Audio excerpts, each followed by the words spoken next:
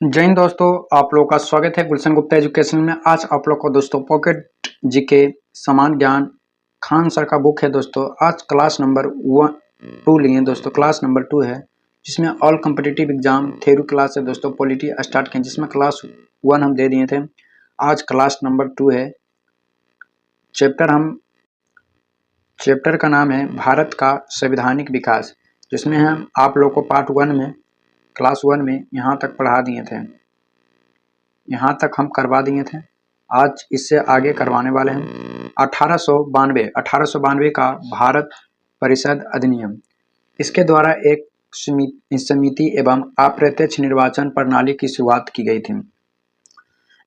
1892 का भारत परिषद अधिनियम में इसके द्वारा समिति एवं अप्रत्यक्ष निर्वाचन प्रणाली की शुरुआत की गई थी। केंद्रीय विधान परिषद के भारतीय सदस्य में वार्षिक बजट पर बहस करने तथा सरकार से 6 दिन पूर्व नोटिस पर प्रश्न पूछने का अधिकार भी दिया। कोई भी प्रश्न पूछने से 6 दिन पूर्व मतलब 6 दिन पहले उन्हें नोटिस दिया जाता है, परंतु पूरक प्रश्न पूछने तथा मतदान का अधिकार नहीं था। मतलब पूरक प्रश्न पूछने तथा मतदान का अधिकार नहीं था। समिति अर्थों में निर्वाचन पद्धति का आरंभ किया जाना इस अधिनियम की महत्वपूर्ण विशेषता 1909 का भारतीय परिषद अधिनियम रहा। इसे मार्लो मिंटो सुधार के नाम से भी जाना जाता है। इसे मार्लो मिंटो सुधार के नाम से जाना जाता है। लॉर्ड मिंटो तत्कालीन वायसराय तथा जॉन मार्लो राज्य सचिव थे। इस अधिनियम के द्वारा भारतीयों को विधि निर्माण तथा प्रशासन दोनों में प्रतिनिधित्व प्रदान किया गया है। पहली बार किसी भारतीयों को वायसराय की कार्यपालिका परिषद से जोड़ने का प्रावधान किया गया है। सत्येंद्र प्रसाद सिन्हा वायसराय की कार्यकाल परिषद के प्रथम भारतीय सदस्य बने। उन्हें विधि सदस्य के रूप में शामिल किया गया। इस अधिनियम ने केंद्रीय तथा प्रांतीय विधायन शक्ति को बढ़ावा दिया। परिषद के सदस्यों को बजट एवं लोकहित के विषयों के विवेचना करने, प्रस्ताव लाने तथा प्रश्न पूछने के साथ पूरक प्रश्न करने का अधिकार दिया गया। इस अधिनियम द्वारा मुसलमानों के लिए सांप्रदायिक प्रतिनिधित्व तथा अलग निर्वाचित क्षेत्र की स्थापना की, जो MPPCS 2019 और 2017 में पूछा गया। इसने सांप्रदायिकता का वैधानिक रूप से प्रदान किया। लॉर्ड मिंटो को सांप्रदायिक निर्वाचन के जनक के रूप में जाना जाता है। 1919 में भारत शासन अधिनियम के द्वारा इसे मॉन्टेग्यू चेम्सफोर्ड सुधार के नाम से भी जाना जाता है। इस समय मॉन्टेग्यू भारत का राजस्व सचिव जबकि चेम्सफोर्ड भारत का वायसराय थे। प्रांतों में आंशिक उत्तरदायी शासन तथा द्वैध शासन की स्थापना की गई। द्वैध शासन प्रणाली का जनक लियोनेल कार्टिस था दोस्तों। प्रांतीय विषयों की 2 भागों में तथा हस्तचलित तथा आरक्षित भागों में बांटा गया।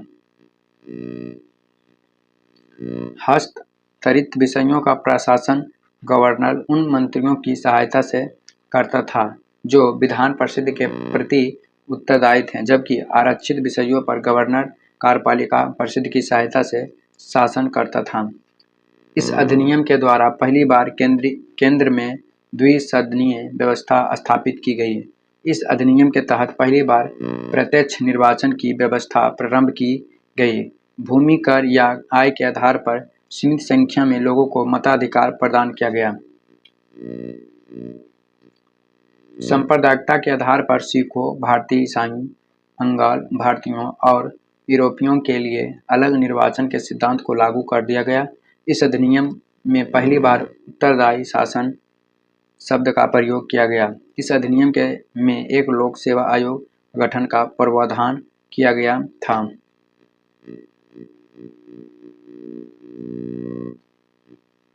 वर्ष 1926 में ली गई आयोग के सिफारिश पर केंद्रीय लोक सेवा आयोग का गठन किया गया। इसके अंतर्गत एक वैधानिक आयोग का गठन का प्रावधान किया गया, जिसे 10 वर्ष के बाद जांच करने के पश्चात अपनी रिपोर्ट प्रस्तुत करनी थी। इस अधिनियम के तहत भारतीय रियासतों के लिए 120 सदस्य वाले चैम्बर ऑफ प्रिंसेस मतलब नरेंद्र मंडल की व्यवस्था की गई। 1935 का भारत शासन अधिनियम यह विस्तृत दस्तावेज था। इसने 21 अनुच्छेद 10 अनुसूचियों थी, इसकी प्रस्तावना का अभाव था।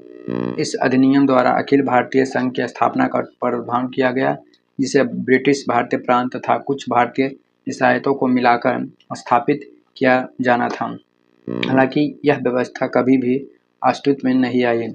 1935 के भारतीय शासन अधिनियम के तहत प्रांतों में द्वैध शासन की व्यवस्था समाप्त करके केंद्र में द्वैध शासन लागू किया तथा प्रांतों को स्वायत्तता प्रदान की गई। कुछ प्रांतों में द्विसदनात्मक व्यवस्था की गई। कुल 11 ब्रिटिश प्रांत में इसमें 6 प्रांत मुंबई, मद्रास, बिहार, बंगाल, संयुक्त प्रांत और असम में विधान परिषद विधानसभा की स्थापना की गई। इस अधिनियम के तहत वर्ष 1937 में संघीय न्यायालय की स्थापना की गई। इसने भारत शासन अधिनियम 1858 द्वारा स्थापित भारतीय परिषद को समाप्त कर दिया। 1935 में भारत शासन अधिनियम द्वारा बर्मा को ब्रिटिश भारत से पृथक अलग कर गया, जो 2 नए प्रांत बन गए, जो सिंध और उड़ीसा से उड़ीसा को निर्माण दिए गए। इस अधिनियम के तहत देश के मुद्रा और शाखा पर नियंत्रण के लिए भारत रिजर्व बैंक की स्थापना की। 1935 में भारत शासन अधिनियम द्वारा लगभग 10% जनसंख्या को मताधिकार प्रदान किया गया। इस अधिनियम के तहत एक संघीय लोक सेवा आयोग की स्थापना के प्रावधान के साथ प्रांतीय सेवा आयोग तथा संयुक्त सेवा आयोग की स्थापना का प्रावधान भी किया गया था। भारत का वर्तमान संवैधानिक ढांचा काफ़ी हद तक वर्ष 1935 के अधिनियम पर आधारित 1947 के भारतीय स्वतंत्रता अधिनियम, इसने भारत में ब्रिटिश राज समाप्त कर अविभाजित भारत विभाजन कर 2 स्वतंत्र अधिराज्य भारत और पाकिस्तान की स्थापना की। इसने दोनों अधिराज्यों की संविधान सभाओं को अपने देश के संविधान बनाने और उसके लिए किसी भी देश के संविधान को अपनाने की शक्ति दी। भारतीय स्वतंत्रता अधिनियम 1947 ने 15 अगस्त 1947 को भारत को स्वतंत्रता एवं संपूर्णता राष्ट्र घोषित किया।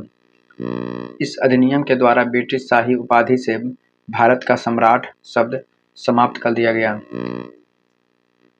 भारतीय रियासत को यह स्वतंत्रता थी कि भारत अधिराज्य या पाकिस्तान अधिराज्य के साथ मिल सकती है या स्वतंत्रता रह सकती है। प्रत्येक अधिराज्य द्वारा अपना संविधान बनाने तक भारत शासन अधिनियम 1935 के तहत ही शासन संचालित किए जाने की व्यवस्था की गई है। अब देखिए दोस्तों, यहाँ से संविधान का निर्माण के बारे में है। संविधान का निर्माण के बारे में जानकारी लेते हैं। भारतीय की ओर से संविधान सभा की सर्वप्रथम मांग 1934 ईस्वी में कराची में स्वराज पार्टी ने की थी। वर्ष 1934 में भारत में संविधान सभा का गठन के विचार एम.एन. राय ने दिया था। भारतीय राष्ट्रीय कांग्रेस के स्तर पर पहली बार स्वराज पार्टी के बाद पटना में 1934 में संविधान निर्माण के लिए आधिकारिक रूप से संविधान सभा की मांग की गई है, जिसकी पुष्टि कांग्रेस के 1936 में फैजपुर अधिवेशन में की गई। एक निर्वाचित संविधान सभा द्वारा भारत के संविधान का निर्माण करने का प्रस्ताव सर्वप्रथम 1942 में क्रिप्स मिशन द्वारा किया गया था। वर्ष 1946 में कैबिनेट मिशन के तहत भारतीय संविधान सभा के गठन का प्रस्ताव किया गया था। कैबिनेट मिशन की रिपोर्ट के अनुसार संविधान सभा का निर्वाचित होनी थी और प्रांतों को प्रतिनिधित्व जनसंख्या के आधार पर होना था। इसके तहत मोटे तौर पर प्रति 10 लाख व्यक्तियों पर एक प्रतिनिधि के निर्वाचित की व्यवस्था प्रस्तावित थी। कैबिनेट मिशन के तहत संविधान सभा के कुल सदस्यों की संख्या 389 निर्वाचित की गई। इनसे 296 सीटों ब्रिटिश भारत और 93 सीटों देसी रियासत को आवंटित की जानी थी। ब्रिटिश भारत को आवंटित 296 सीटों में से 292 का चयन 11 गवर्नर के प्रांतों तथा 4 चयनमुख आयुक्त प्रांतों का किया जाना था। देसी रियासतों के प्रतिनिधियों का चयन रियासतों का प्रमुख द्वारा किया जाना था। प्रांतों को आवंटित की गई सीटों का निर्धारण 3 समुदायों थे, मुस्लिम, सिख और सामान्य के आधार पर विभाजित कर किया गया था।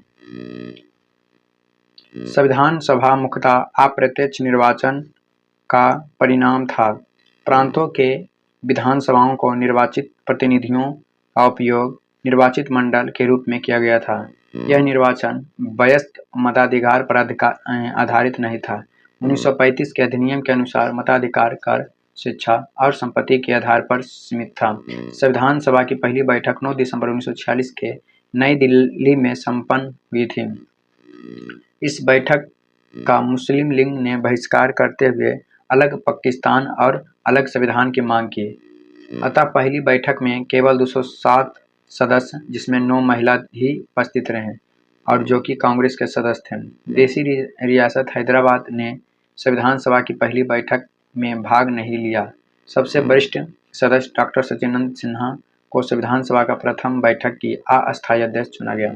11 दिसंबर 1946 को डॉक्टर राजेंद्र प्रसाद को संविधान सभा को अस्थायी अध्यक्ष चुना गया तथा एच.सी. मुखर्जी के उपाध्यक्ष में बी.एन. राव को संविधान सभा का संवैधानिक सलाहकार नियुक्त किया। 13 दिसंबर 1946 को जवाहरलाल नेहरू ने संविधान सभा का उद्देश्य प्रस्ताव पेश किया और 22 जनवरी 1947 को सर्वसम्मति में संविधान सभा द्वारा स्वीकृत किया गया। संविधान निर्माण के लिए संविधान द्वारा विभिन्न समितियों का गठन किया गया। अब देखिए, समिति है और अध्यक्ष है।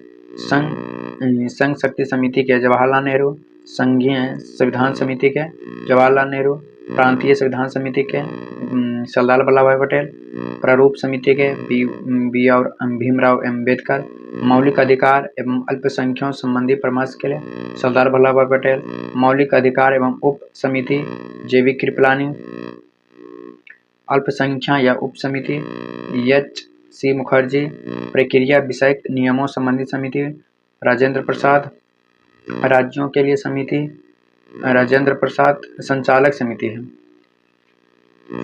राष्ट्रीय ध्वज समिति राजेंद्र प्रसाद, कार्य संचालक के.एम. मुंशी। 29 अगस्त 1947 के संकल्प पारित कर प्रारूपी समिति का गठन किया गया। इस समिति के अध्यक्ष डॉक्टर बी.आर. अम्बेडकर को चुना गया। प्रारूपी समिति के कार्य संवैधानिक सलाहकार बी.एन. राव द्वारा तैयार किया गया संविधान के प्रारूप पर विचार विमर्श करना था। प्रारूपी समिति ने 21 फरवरी 1948 को संविधान सभा अपना रिपोर्ट प्रस्तुत किया।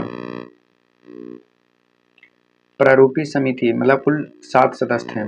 अध्यक्ष 1 बी.आर. अम्बेडकर, दूसरा N. Gopal Swami Ayyar, Alladi Krishna Swami Ayyar, doctor A M. Munshi, Syed Mohammad Saadulla, N. Madhav Rao,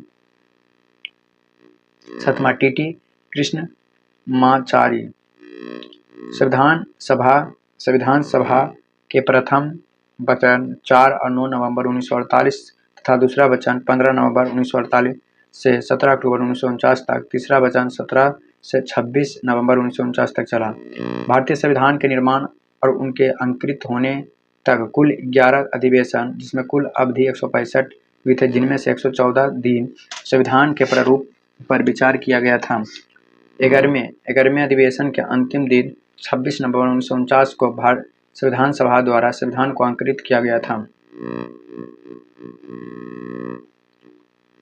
संविधान के कुल 16 अनुच्छेदों को 26 नवंबर 1949 को लागू कर दिया गया, जबकि शेष को 26 जनवरी 1950 को लागू किया गया था। भारत ने अपना पहला गणतंत्र दिवस 26 जनवरी 1950 को मनाया।